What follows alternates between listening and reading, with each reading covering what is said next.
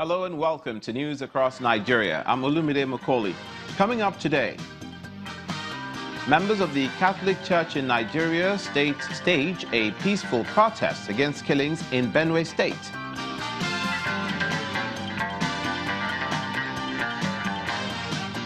All is set for the reconstruction of the Ikorodu-Shagamu Road.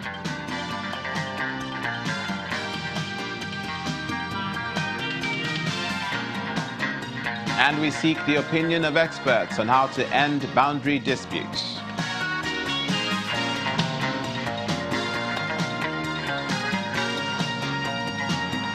Thank you so much for joining us. We begin in Benue, where the Vice President, Professor Yemi Oshibajo, and a representative of Pope Francis, Antonio Gudi Filipazzi, are attending the burial of 2 Catholic priests and 17 parishioners killed by armed bandits. The victims were killed on April the 24th during a mass at St. Ignatius Church in Balum. The attack sparked global condemnation and calls for closer attention to the plight of victims of attacks in Benue and other parts of the country. The presidency also condemned the attack, urging security agencies to go after the perpetrators.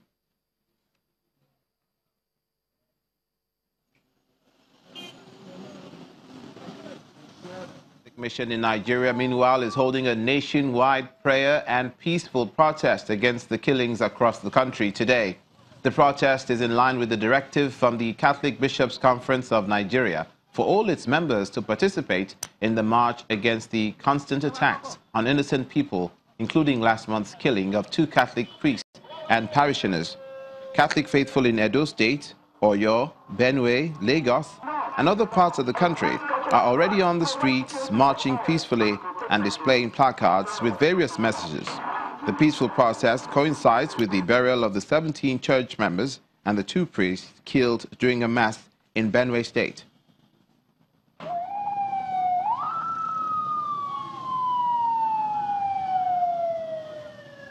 Also, the Catholic Archbishop of Lagos, Alfred Adewale Martins, spoke to us earlier via telephone. He gives further explanations on the peaceful protests. Today, and the 17 people who were murdered in Benue diocese are being buried. And the Catholic bishops have directed that in all dioceses have the celebration of prayer and a procession, a peaceful procession in solidarity have been killed. But not only those who are being buried today, not as an expression of our dissatisfaction with the state, the nation, and the inability of government to take charge and ensure that the peace and security that people deserve is given to them.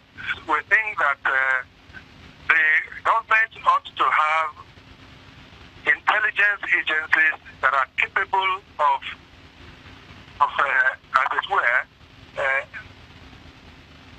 finding out are being made by these killer headsmen. That will be able to sniff out their plans and therefore stop them before they cause harm to people.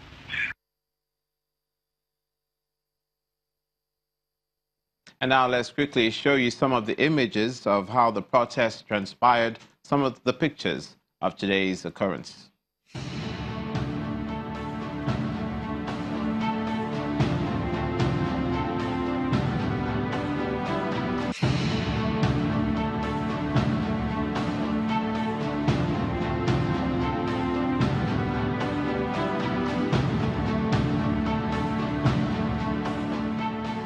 Elsewhere, the trial of the former National Publicity Secretary of the People's Democratic Party, Mr. Olisa Metuh, for alleged fraud continues at the Federal High Court in Abuja today.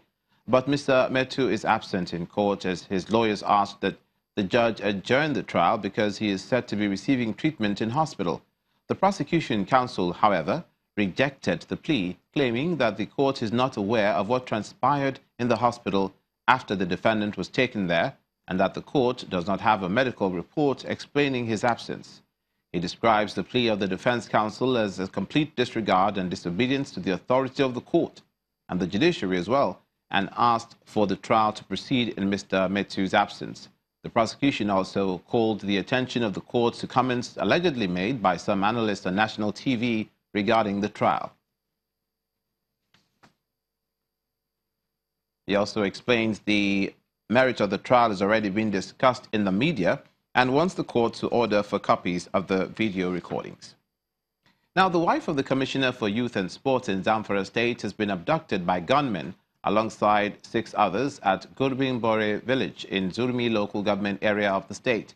The abductors reportedly attacked the home of the Commissioner, Abdullahi Gurbin, at about 1:30 a.m., abducting his wife, his 3 children, and 3 other relatives. The State Commissioner for Information, Mohammed Sanda, has confirmed the attack.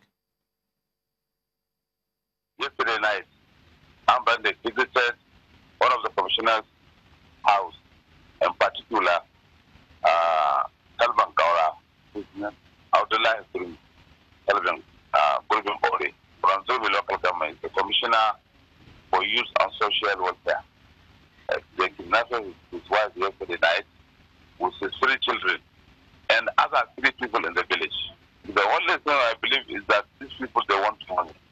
It's the way of getting money. If they abduct somebody, they will demand for ransom. And that's the money they use to buy their ammunition or other things. So they don't have, there would not be link or certainty with the think of other things. It's not like that. The only thing I believe is that they won't get money. No more, no less. Don't think of any other thing. Now to the South, where the Edo State House of Assembly has passed a resolution requesting the Independent National Electoral Commission to review its composition as provided for in the Constitution of the Federal Republic of Nigeria, 1999, as amended.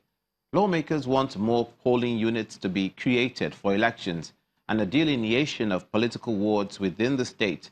The resolution came after a motion from the member representing Orion East. The resolution also requires representatives from Edo State in the National Assembly to move a similar one at the national level to get INEC to act quickly.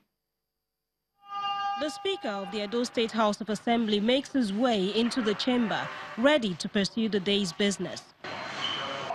Among items listed for the attention of the House is this motion aimed at protecting the franchise of the electorate each member represents.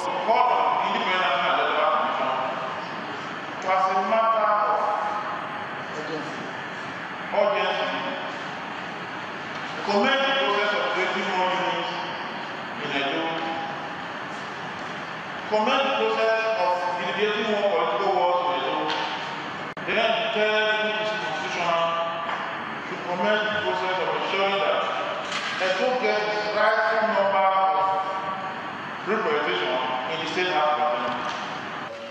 It's a motion which gets support as the lawmakers argue that the current arrangement the Independent National Electoral Commission INEC operates negatively affects their state constituencies. In a unit, you have over 10,000 registered voters.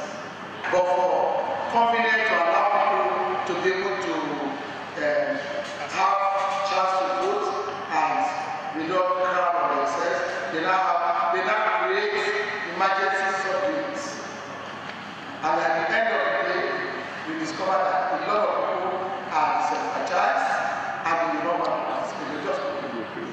Respected colleagues, we are all in agreement that this resolution 1, 2, 3, and 4 stand as key in which we say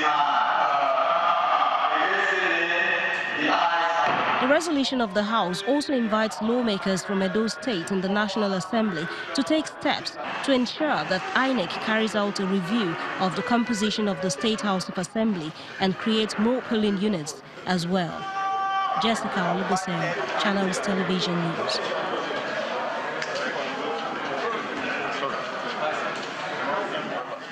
News across Nigeria. Coming up, all is set for the reconstruction of the Ikorodu-Shagamu Road. We'll also take a look at boundary disputes in the country and seek the opinion of experts. Stay with us.